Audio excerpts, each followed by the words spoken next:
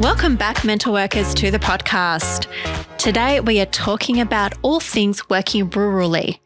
Rurally is a really hard word to say, but I'm so interested in talking about it because we don't often hear about the challenges and rewards of working rurally. Here with me to talk about it is psychologist Lauren Vines. Hi, Lauren. Hey, Bron. Thank you so much for coming on the podcast. So today it's going to be a bit of a structured, maybe not interview conversation, but I'm really just interested in getting the nuts and bolts of what it is like to work rurally, some of your experiences, what early career psychs need to know about working rurally, and I hope that our listeners who work rurally can relate to some of your experiences. So the first thing I'm interested in, Lauren, is where you're located and what the population size is. So it's a little bit of a funny one because I'm based near Northam, which is about an hour and a half east of Perth. I think there's 4,000 people there. But then I go way, way further out. So I go to small towns that may only have 400 people, and that would be spread over the wheat belt. So that might be nearly all of the way to Kalgoorlie in the east and then down to Narrogin in the southwest. So how many hours drive is that? Because I think some of our eastern state listeners might not realise how big WA is. That's a really good point. So an example I can give you is a regular trip I do is over 2 days. I see 16 people, maybe go to about 7 different towns, 5 to 7 different towns, and that's about 7 hours of driving, 650 Ks. Wow. You get that reimbursed, right? Like fuel. Luckily, it's a company car, so I just swipe the MotorPass card and they can worry about that. Oh my gosh. That is so much driving. Do you listen to podcasts or music?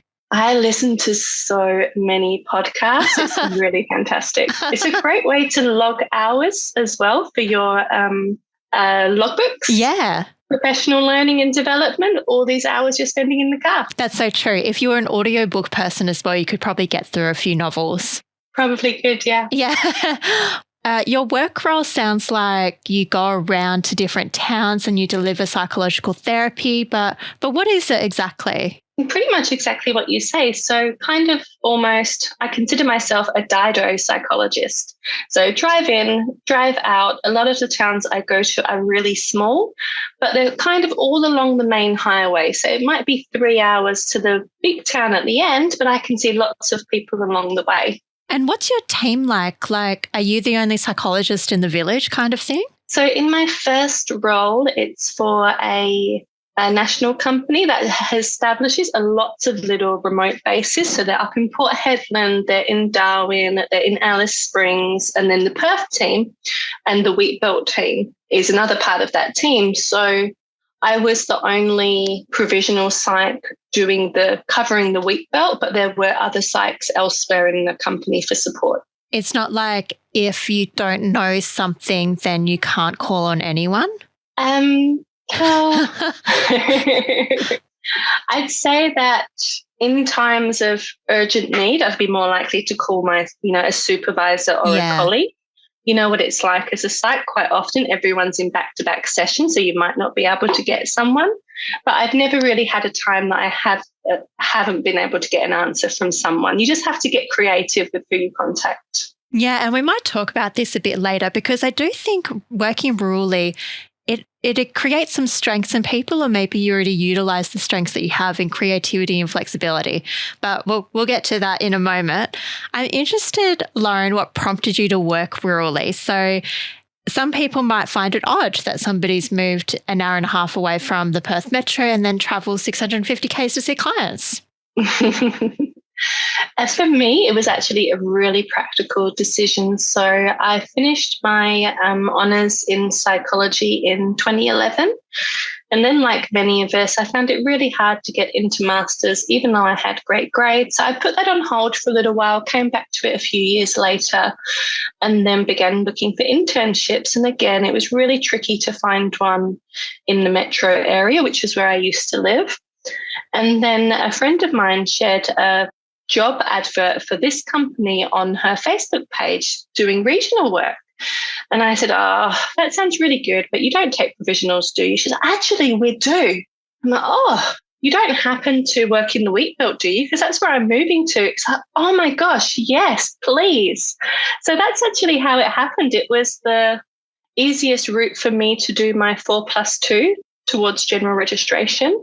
And it just happened to be that I was already relocating in that direction, and I kind of all fell into place with the work and the new house as well.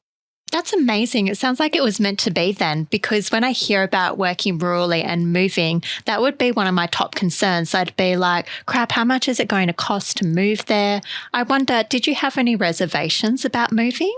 Well, it was during COVID times when Perth Metro had lots of rules and the country didn't have rules. So it was almost for a little bit of freedom to move to outside. Paradise. Escape to the trees and leave all of the people and the raiding the shelves behind. Yeah. I think I was excited more than anything. Wow, that's so cool. Okay, so you moved around COVID time, you come to this town, Northam, and what was it like starting out for you? It was a slow start because the company I work for was not really established in that area. So it was really actually good in hindsight because it wasn't as if I was walking into a full caseload, which would be a bit daunting as first day of a 4+2 provisional site. Yeah. So I was able to pick up a couple of clients a week or fortnight and build those trips. So the first trip I did on the road, I think it was just one day, a couple of clients. I was home that afternoon.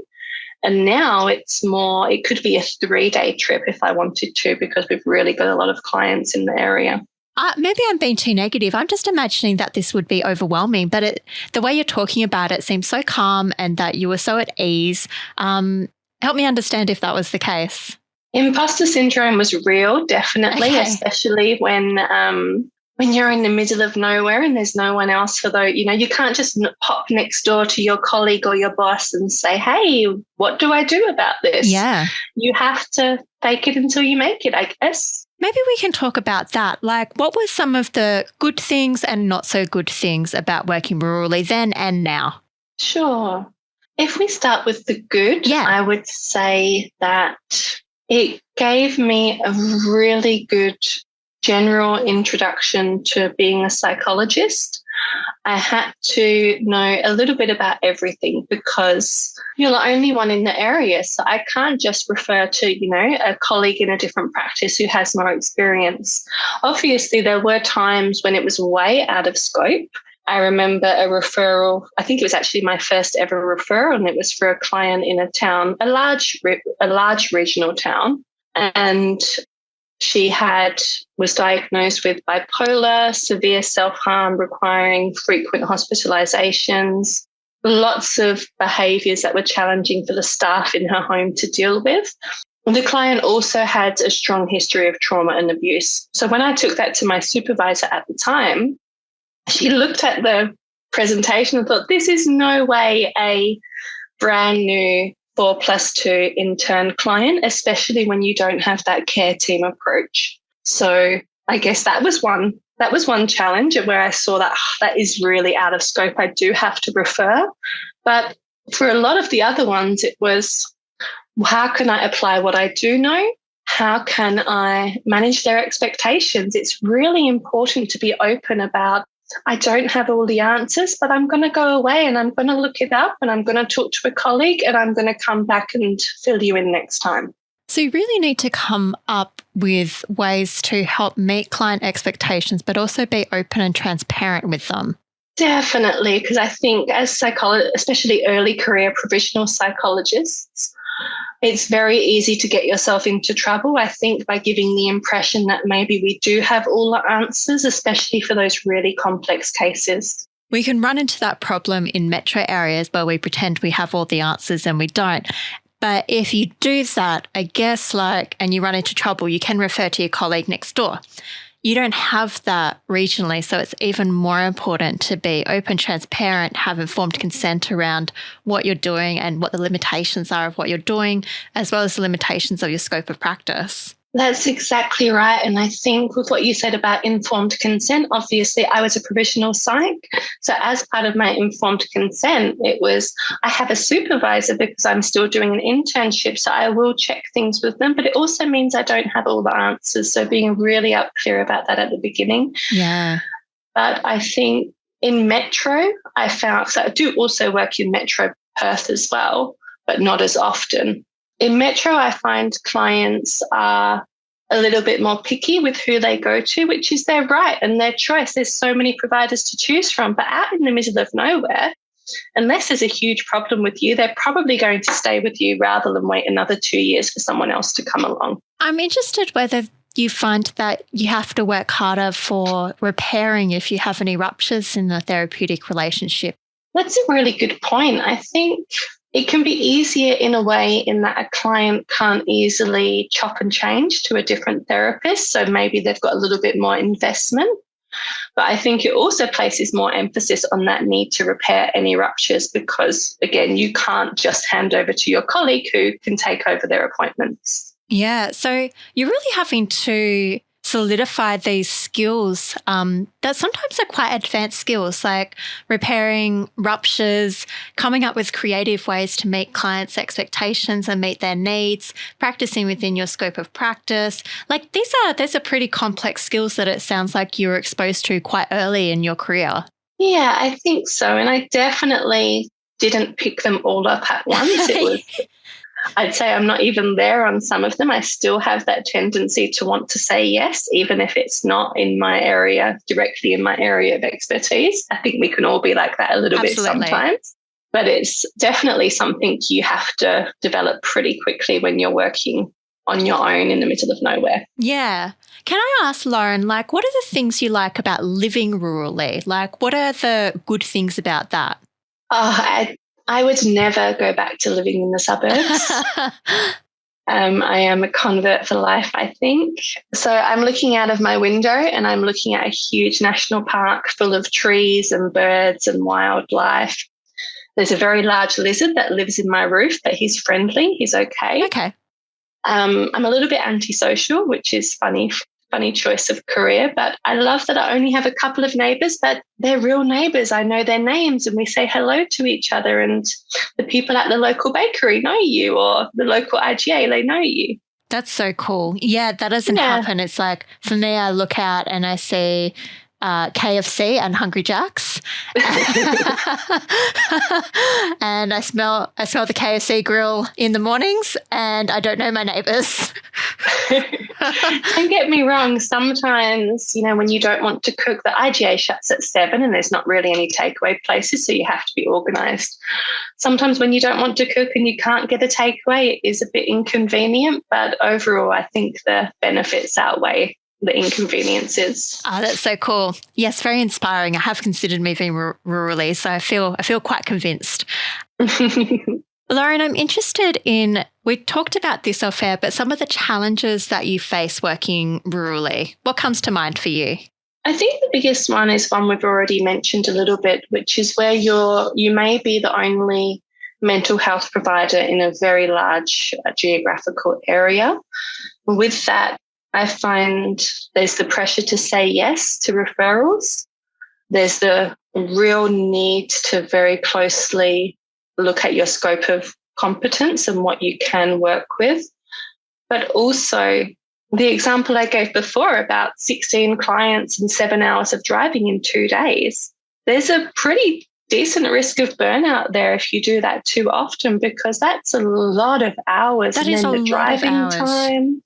So I think that would be the biggest challenges around working rurally as maybe the only provider in town. Do you get that sense of pressure that it's all on your shoulders?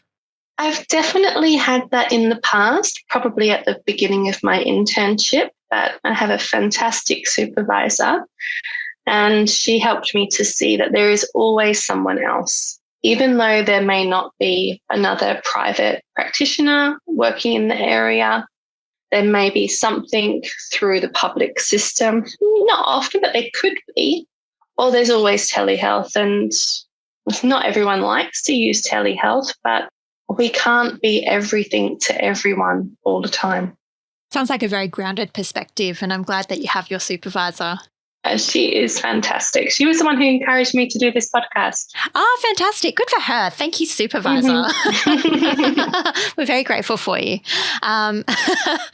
It does sound really challenging, that pressure to say yes to accepting clients, particularly it already sounds like you've got a full caseload. Like if you're seeing 16 clients over 2 days, there is that risk of burnout. How do you manage that? Like saying you can't possibly say yes to one more client, but you feel that pressure to say yes. I only recently learned that skill. I would just say yes and yes and yes, and then my days would get longer and longer and longer, because when you drive so far, you rationalize it. So I can't see them next week when I'm at my home office or at the local, in the Perth office, because they're miles away. So when it gets to the point you physically can't squeeze any more people in, I think I realized I did have to be realistic about how many I can take on. Also, a lot of my work is NDIS work, so a little bit different to Medicare in that we don't have, a 6-session or a 10-session package.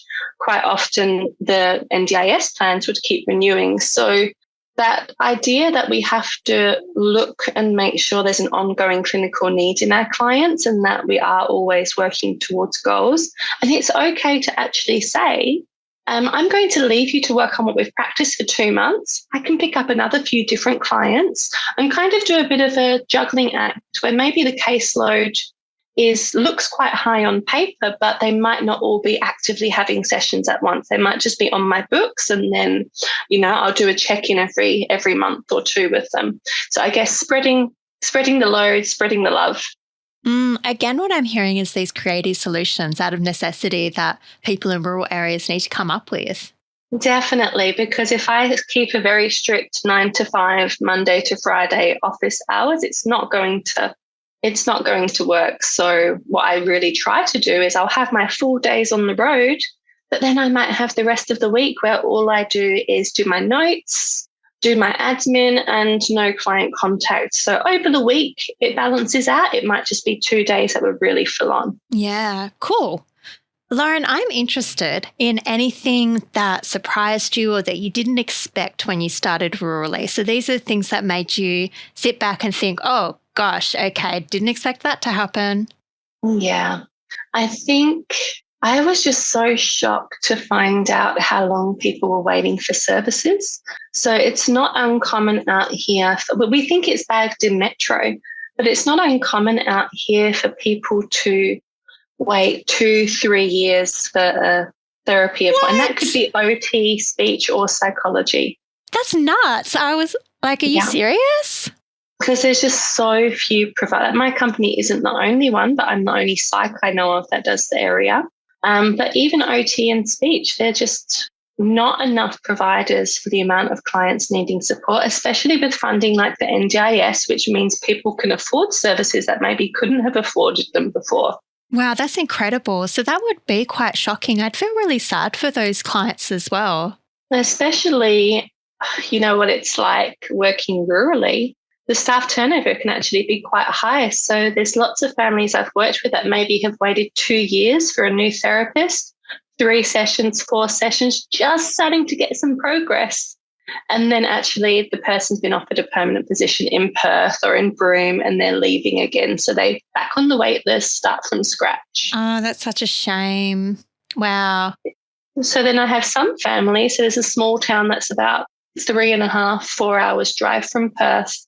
And there was a family there that were driving every fortnight to take their child to a psychology appointment in Perth.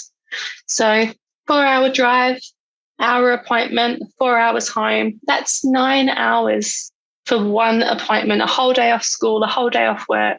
Wow. And that's actually not unusual. That's not unusual. Here. No. That is nuts. It's crazy just because there's people out here, but it's not big enough for people to have an established office in a small town and keep a full practice. You have to, to see the surrounding towns as well to get a full practice. So it's possible that you might be seeing even more complex clients than those in metro areas, because if people aren't able to get the services they need, they might be deteriorating. Yeah, I've definitely found that when taking some client histories and you hear that maybe these problems begun 2 years ago and they were asking for help, they Yeah. haven't been able to get any, they haven't had any positive support in that time, and you can see that real deterioration over time. So Hmm. now you've got a lot more work to do to help them get back to where they want to be. Okay. Lauren, was there anything else that really surprised you about working rurally? I have to laugh because if you asked me before I began my internship where I would be doing my sessions, I would have said, like, looked at you like you were crazy. Like, of course, I'm going to be in an office in a comfy chair with all of my books and resources. And that is the most unrealistic part, the most unrealistic expectation I had, I think. I work out of a backpack and I work wherever people are willing to see me. So I have a lot of Aboriginal clients and clients from other backgrounds that maybe don't want you in their home. So I've had sessions under the tree at the local park. I've had deep and meaningful sessions with people at the local cafe, you know, in a quiet corner, but that's the only place they feel comfortable having their appointment. Lots of lovely schools that are willing to have therapists come in because, again, they're just so grateful to have someone on board to actually help some of their kids. So lots of great schools that will let you use their space. But I've also been in people's homes where I've looked around and thought, wow, I really know what your life is like, a little bit of what your life is like. That's so true. Wow. I didn't even consider that, but it's something that can be really rich in terms of the therapeutic relationship and that insight. It really is. But if someone, if someone doesn't trust you to let you into their home, you meet them where they are. And then over time, if they, will invite me in instead of sitting on the front step one day, that's a huge gain in and of itself for that therapeutic relationship. That'd be so cool. I could imagine going home after that day and just being like, yes, I'm in. I got to sit on the front step instead of on a seat outside. Exactly.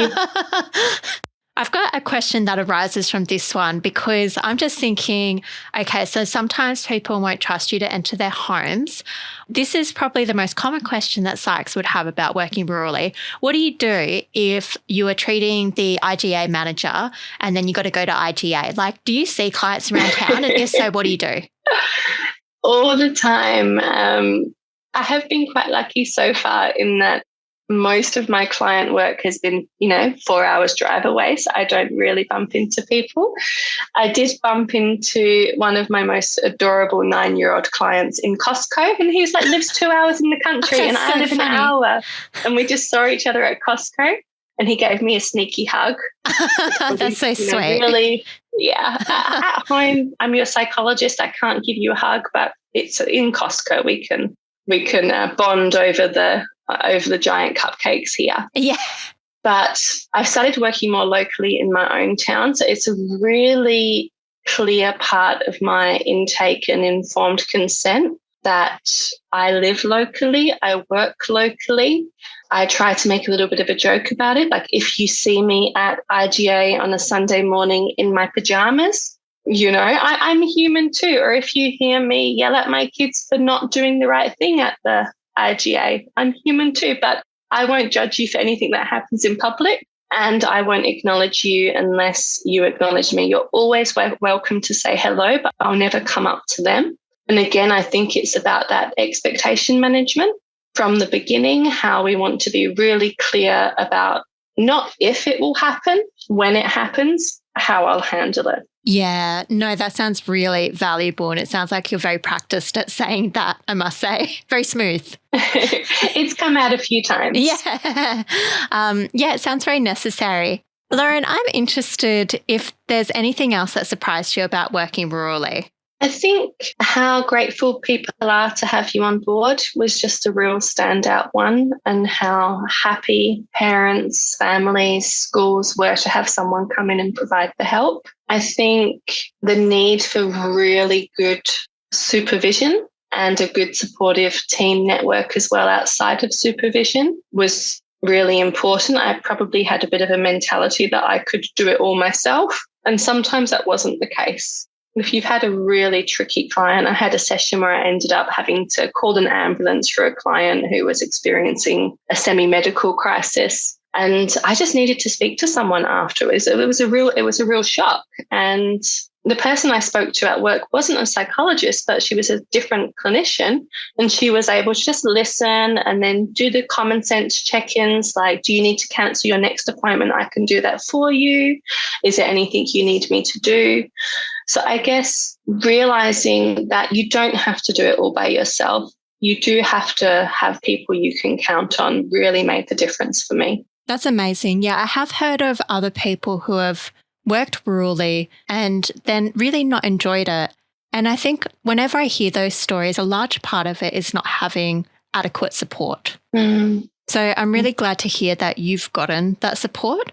And also it sounds like you needed to do a mindset shift in being like, okay, I don't have to do this all on myself. And really I can't. Like, I really need somebody to talk to and make sure that I use other people to assist me. Definitely, because if we don't do that, what happens? We just end up stressy and burnt out. And then if we're already struggling with managing our case list and our wait list, and we have to unplanned leave of absence, I guess, short-term self-care, permanent self-care, so that we avoid that bigger burnout that happens if we don't look after ourselves. Because working rurally, you don't have your boss there to say, you're looking a little bit stressed, or it's 6 o'clock and you're still at your desk. What are you doing? Or, I haven't seen you have lunch for 3 days, because you're always eating at your desk instead of going for a lunch break. You don't have someone else to have that oversight, I guess. So you really have to monitor yourself. Yeah. But I still eat lunch at my desk most days, so I haven't really learned much there. That's fine if you enjoy it. I know, maybe you're watching like cute animal videos or something. So Lauren, last question. Is there something that you would say to practitioners who have never worked rurally? Maybe there's something they're missing out on. What would you say? I would say I think everyone should try it. It is a fantastic experience. You get to see places that you probably wouldn't see otherwise. For example, I have a client out near Wave Rock, and being able to go stay there for work after his appointment, and then also going for a beautiful walk around Wave Rock in the morning or at the night and watching the sunset, you get to see the country more than just sitting in your office. It's just a really, I guess, unique set of experiences. That's so cool. I really want to do it. Like, I feel inspired, and I had been thinking about working rurally, and I think this has strengthened my resolve more. So thank you so much, Lauren, for coming on. I really appreciate your time and expertise, and thank you for serving our rural communities. It sounds like you're incredibly valuable to the people and the families that you work with. Thanks, Bron. I don't know about that. There's still plenty of people out there that need lots more support, but I do what I can, and sometimes that has to be enough. I agree. Well, thank you so much, listeners, for listening. And that's a wrap, and catch you next time. Bye.